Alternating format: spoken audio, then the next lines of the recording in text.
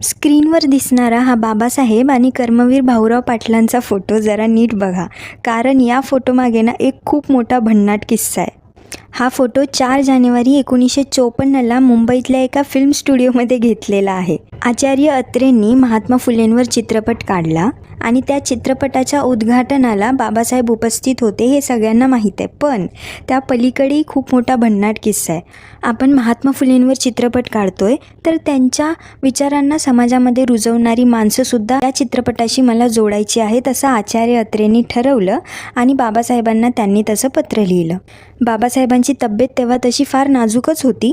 पण या पत्राचं उत्तर देताना बाबासाहेब म्हणाले की या मुद्द्याला हात घालायला, महात्मा फुलेंचे विचार मोठ्या पडद्यावर मांडायला आणि तेही महात्मा फुलेंच्या विचारांशी तडजोड न करता हे काळीज फक्त अत्रे तुमच्याकडेच असू शकतं.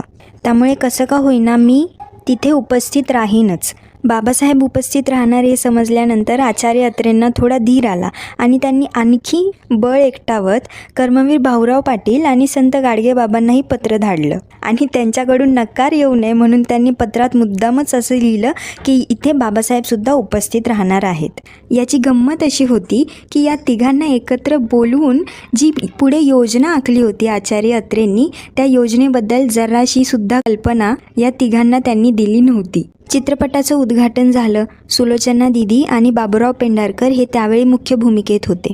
बाबासाहेबांनी भाषण दिलं आणि त्यानंतर आचार्य अत्रेंनी आपली संकल्पना त्या तिघांसमोर मांडली की मला कसंही करून तुम्हा तिघांनाही या चित्रपटामध्ये या पडद्यावर दाखवायचंच आहे.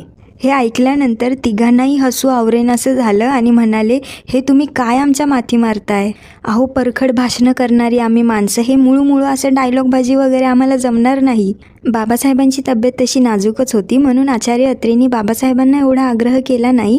पण संत गाडगेबाबा आणि कर्मवीर भाऊराव पाटलांना कसंबसं त्यांनी मनवलं आणि चित्रपटाच्या स्टार्टिंगचा शॉटच त्यांनी संत गाडगेबाबांच्या प्रवचनाचा घेतला. गाडगेबाबांनी एका शॉटमध्येच एकदम उत्तम काम केलं, पण भाऊराव पाटलांना हे काही जमेना. मेन म्हणजे असं होतं की भाऊराव पाटीलांना, कर्मवीरांना एकही डायलॉग नव्हता. त्यांना फक्त तिथे फ्रेममध्ये बसायचं होतं आणि इतर आजूबाजूचे त्यांचा अभिनय करणार होते. आचार्य अत्रे जसं लाईट्स कॅमेरा ॲक्शन बोलायचे, कर्मवीरांना जोरजोरात हसू यायचं. असं 2 शॉट त्यांनी वाया घालवले.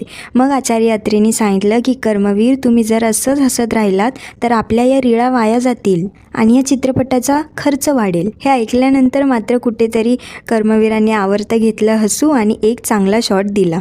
डिसेंबर 1955ला जेव्हा चित्रपटाचा प्रीमियर झाला तेव्हा फक्त तिथे बाबासाहेब उपस्थित होते. नंतर पुढे जाऊन